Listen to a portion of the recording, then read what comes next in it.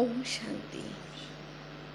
আচ্ছা শান্তনুজি, আমাদের জীবনে সঠিক পথ দেখানোর জন্য, আমাদের জীবনটাকে আরও ভালো করে তোলার জন্য, আমাদের জীবনে পরিবারের সকল রকম সম্বন্ধ থাকা সত্ত্বেও সদ্গুরু, গুরু আমাদের জীবনে কতটা দরকার সঠিক পথে সঠিকভাবে চলার জন্য, সেই বিষয়ে আপনি কি বলবেন? দেখুন, প্রত্যেকের জীবনে একজন শিক্ষা গুরু বলুন বা সদ্গুরু বলুন, সেটা সবারই দরকার। এবং আমরা এটা দেখে আসছি মানে অনেক বছর আগের থেকে, কি রাজাদের আমলেও আমরা দেখেছি যে প্রত্যেকটা সাম্রাজ্যে প্রত্যেকের রাজারই একজন করে মানে গুরু থাকতেন, যিনি তাকে সঠিক পথ দেখাতেন, কিভাবে উনি ওনার রাজ্যে আরও ভালো করতে পারবে এবং পুরো রাজ্যবাসীর যাতে সবার ভালো হয়, এটা আমরা দেখে এসেছি। এবং সেই জিনিসটা এখনও আমরা দেখছি অনেক ক্ষেত্রে, কি অনেকেই এরকম একজন সঠিক কেউ থাকা দরকার জীবনে, যে কিনা আমাদেরকে সঠিক পথ দেখাবে। কারণ আমরা আমাদের দৈনন্দিন জীবনে এত বেশি ব্যস্ত হয়ে পড়েছি, যার জন্য আমরা হয়তো অনেক সময় সঠিকভাবে ডিসিশন নিতে পারি না। হয়তো চিন্তা আমাদের খুব ভালো থাকে, কিন্তু তা সত্ত্বেও হয়তো আমরা সঠিক ডিসিশন নিতে পারি না, বা কেউ যদি আমাদের গাইড করে তাহলে সেক্ষেত্রে হয়তো আমাদের জন্য ভালো হবে। এই জিনিসটা সবার মনে চলতে থাকে যে কাশ যদি আমাকে কেউ একটা ভালো সাজেশন দিত বা গাইড করতো, তাহলে হয়তো আমার জীবনটা হয়তো আরও অনেক ভালো হতো। তো একটা প্রত্যেকটা মানুষের জীবনে একজন গুরু থাকাটা এই জন্য দরকার, কারণ গুরু যাকে আমরা ছোটোবেলা থেকে মানি যে উনি আমাদেরকে সঠিক পথ দেখাবেন। অনেকে নিজের বাবা মাকেও গুরু হিসেবে মানে, এবং অনেকে বাবা মার সাথে সাথে এমন একজন থাকে যে ছোট থেকে বড় পর্যন্ত তার প্রত্যেকটা কথা মেনে চলা, এবং উনি যেই কথাগুলো বলবে সেগুলোকে আমাদের জীবনে প্র্যাকটিক্যালি অ্যাপ্লাই করা, এবং সেক্ষেত্রে অনেকে এরকম সাকসেসফুলও হয়েছে। তো আমি এই জন্য বলবো কি, কাউকে জিজ্ঞাসা করার থেকে এমন কেউ একজন আমাদের জীবনে থাকা দরকার, যে আমাদের প্রবলেম দেখে বা আমাদের অসুবিধা দেখে সে যেন নিজেই সাজেশান দেয়, বা সেই যেন নিজে থেকেই বলে যে তুমি এই জিনিসটা যদি করো তাহলে হয়তো তোমার জন্য ভালো হবে। তো সেই শিক্ষাগুরু বলুন বা সদ্গুরু বলুন, সেটা আমাদের জীবনে খুবভাবে প্রয়োজন। এবং এখনকার যে আমাদের প্র্যাকটিক্যাল লাইফে যেভাবে সবাই এত চ্যালেঞ্জিং সিচুয়েশনের মধ্যে দিয়ে যাচ্ছে, তো সেক্ষেত্রে একজন সঠিক পথ দেখানোর জন্য, সঠিক মার্গ দেখানোর জন্য একজন গুরু প্রচণ্ডভাবে আমাদের জীবনে দরকার। আচ্ছা শান্তনুজি, তবে সদ্গুরুর আমাদের জীবনের কি ভূমিকা, সেটা যদি একটু আপনি উদাহরণ দিয়ে বলেন, তবে আমাদের ভাই বোনদের বুঝতে খুব সুবিধা হবে। উদাহরণস্বরূপে আমি একটা ছোট্ট ইনস্ট্যান্ট বলবো আপনাদেরকে, কি একটা রাজ্যে একজন রাজার ঘরে একটা তোতা পাখি ছিল। তো সেই তোতা পাখিটাকে রানী এবং রাজা দুজনেই খুব ভালোবাসতো। এই জন্য ভালোবাসতো কারণ ও সবসময় রাম নাম জপ করতো। ওটাই ছোটোর থেকে শিখেছিল রাম নাম করা। এবং ওর বাড়িতে যখন ওনার মহলে কেউ আসতো, ওনার গেস্ট বলুন বা যে কোনো আসুন, তারা যখন তোতা পাখিটাকে দেখতো, তো তোতা পাখি সবসময় রাম নামের কথাই বলতে থাকতো। তো এতে কী হতো, কি সবার মধ্যে ওই তোতা পাখির জন্য একটা রেসপেক্ট থাকতো, কি বা এই একটা পাখি সবসময় রাম নাম বলে যাচ্ছে। তো রানী ও খুব খুশি হয়ে তাকে সবসময় ভালো ভালো জিনিস খেতে দিত, অনেক ধরনের মিষ্টি, অনেক কিছু ভালো ভালো। কিন্তু পাখি তো মানে পাখি হয় না, তো পাখিকে তো যদি আমরা ভালো ভালো খাবার দিই, সেই জিনিসটা তো সে ভালোবাসে না খেতে। ওর জন্য তো ন্যাচারাল ফল বলুন, পাতা বলুন, এই জিনিসটাই ওরা খায়। কিন্তু রানী ভাবতো যে আমার শখের এই জিনিসটাকে আমি আমার মতো করে বড় করব, বা আমি যেটা ভালোবাসি সেটা আমি ওকে খাওয়াবো। কিন্তু সেটাতে পাখি খুশি হতো না।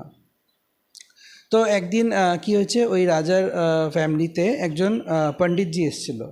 পণ্ডিতজি আসার পরে আপনার রাজাকে বলছিল কি, বা আপনার তোতা পাখিটা খুব ভালো কথা বলে।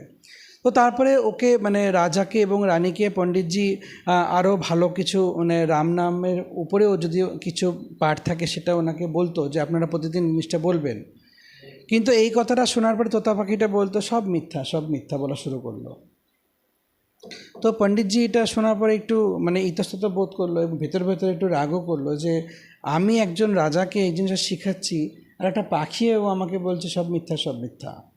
তো ওই পণ্ডিতজি চলে যাওয়ার পরে মানে পণ্ডিতজির যে মহাগুরু আর কি, তার কাছে গিয়ে উনি বললেন যে জানেন মহারাজের মহলে যখন আমি আজকে গেছিলাম, ওখানে একটা তোতা পাখি ছিল, ও সবসময় রাম নামই বলতো, কিন্তু তারপরে যখন আজকে আমি ওনাকে রাজাকে একটা কিছু ভালো পাঠ শেখাচ্ছিলাম, তো ওইটা শোনার পরে তোতা পাখিটা বললো সব মিথ্যা, সব মিথ্যা। তো ওই যে মহাগুরু ছিলেন, ওই মহাগুরু বললো ঠিক আছে, কালকে আমি যাব, আমি একবার দেখব পাখিটাকে কেন এরকম বলছে। তো পরের দিন সকালে যখন মহাগুরুকে নিয়ে পণ্ডিতজি রাজার মহলে এলেন, রাজা খুব খুশি, আরে মহাগুরু এসছেন। তো ওনার জন্য সব রেডি টেডি করছিল। তো তখন মহাগুরু বলল না, আমি একবার এই তোতা পাখিটার কাছে যাব।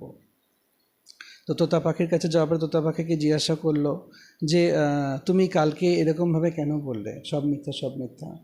তখন তোতা পাখি বললো যে দেখুন, আমি এই জন্য বললাম কারণ আমি যখন খুব ছোট ছিলাম, তখন আমার মায়ের সঙ্গে ওরা শিখছিলাম। তো উড়তে উড়তে একদিন ফট করে আমি একটা আশ্রমের ধারেই একটা জায়গায় এসে ফট করে পড়ে যাই। তো তখন ওখানকার কিছু সাধু আমাকে ওদের আশ্রমে নিয়ে যায় এবং সেখানে নিয়ে গিয়ে আমাকে মানে খাঁচায় বন্দি করে রাখে এবং ওখানে সবসময় রাম নাম জপ করতো। তো ছোটো থেকে আমি সেটাই শিখতাম, রাম নাম জপ করতাম। তো এটা শুনে সবাই খুব খুশি হলো। আমি ভাবলাম যখন সবাই খুশি হচ্ছে তাহলে নিশ্চয়ই আমাকেও সবাই ছেড়ে দেবে, কিন্তু তারা করলো না। তারা সেটাকে ওখান থেকে নিয়ে একজন বড় বিজনেসম্যানকে দিয়ে দিল, যে খুব ভালো বিজনেস করতো, তাকে খুশি হয়ে তাকে দিয়ে দিয়েছিল। সেই বিজনেসম্যান আর বাড়িতে যখন আমি যাই তখন আমি ওই রাম নামই বলতাম।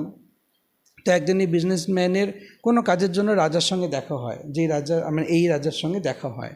তো সেই রাজার সঙ্গে যখন দেখা হয় তখন রাজা বললো কি বাহ, তোমার তোতা পাখিটা সবসময় রাম নাম বলে, বলে আপনার এটা পছন্দ? বলে হ্যাঁ। তখন ওই বিজনেসম্যান আমাকে এই রাজার কাছে গিফট করে এবং রাজা তখন নিয়ে এসে রানীর কাছে এটা গিফট করে কি দেখো, এমন একটা পাখি পেয়েছি যে সবসময় রাম নাম জপ করে। কিন্তু আমি তো একজন পাখি, আমার জন্য তো এত কিছু সোনার পিঞ্জরা, তারপরে ভালো ভালো মিষ্টি খাওয়া, এটা তো আমার জন্য প্রয়োজন না। আমি তো উড়তে ভালোবাসি, ফলমূল খেতে ভালোবাসি, কিন্তু রানী বা রাজা আমাকে সেগুলো খেতে দেয় না। তাহলে কী লাভ হলো রাম নাম জপ করে? আমি তো কিছুই পেলাম না, উল্টো আমি কষ্টই পাচ্ছি। তখন ওই মহাগুরু বলল ঠিক আছে, তুমি একটা কাজ করো, তুমি আজকে একটু আমি যখন চলে যাব তারপর থেকে তুমি মরে যাওয়ার মতো ভান করবে, চুপচাপ মাথা নিচু করে, যাতে তুমি মরে গেছো এরকম একটা ভান করবে। বললো কেন? বলে তুমি করো, তারপরে তুমি বুঝতে পারবে আমি কেন বললাম। তো স্বাভাবিক তাই করলো। যখন মহাগুরু পণ্ডিতজি চলে গেল, তারপর থেকে ও বিকাল থেকে মাথা মানে নিচু করে, যাতে মরে যাবে এরকম ভাব, ওই অবস্থায় নীতি পড়ে থাকলো। তো পরের দিন রানী এসে দেখলো যে এরকম পড়ে আছে। তখন রানী বলল ওর বাকি যে সেনারা ছিল তাকে বললো কি এই পাখিটা মরে গেছে, ওকে ফেলে দাও। তো তখন সেনারা কী করলো, পিঞ্জরা খুলে যেই খুলেছে সঙ্গে সঙ্গে উড়ে চলে গেল। তো ওড়ার পরে তখন ও যখন আকাশে উঠছিল তখন ও মহাগুরুর কথাটা মনে পড়লো, যে মহাগুরু আমাকে ওই শিক্ষাটা দিল যে আমি যদি মরার ভান করি তাহলে আমি মুক্তি পেয়ে যাব। তো এই যে এই গল্পটা থেকে আমরা এটাই শিক্ষা পাই যে প্রত্যেকের জীবনে অনেকেই এরকম আছে যারা অ্যাডভাইস করে, অনেক কিছু শেখায়, কিন্তু সত্য গুরু যে আমাদেরকে জীবন বাঁচানোর জন্য এবং আমাদের সঠিক পথ দেখানোর জন্য এমন একজনই থাকে, তো সেটা হচ্ছে সদ্গুরু। তা আমরাও আমাদের জীবনে এমন একজনকে পেয়েছি যার নাম আমরা শিব বাবা বলে আমাদেরকে ডাকি, উনি আমাদের সদ্গুরু। প্রজাপিতা ব্রহ্মকুমারীতে আমরা এমন একজন সদ্গুরুকে পেয়েছি যে আমাদের সবসময় সঠিকভাবে সঠিক পথ দেখায় এবং আমাদেরও সেটা প্রয়োজন কি উনি যে আমাদেরকে রাস্তা বলছে সেই রাস্তায় যাতে আমরা চলি, তাতে আমাদের ভালোই হবে।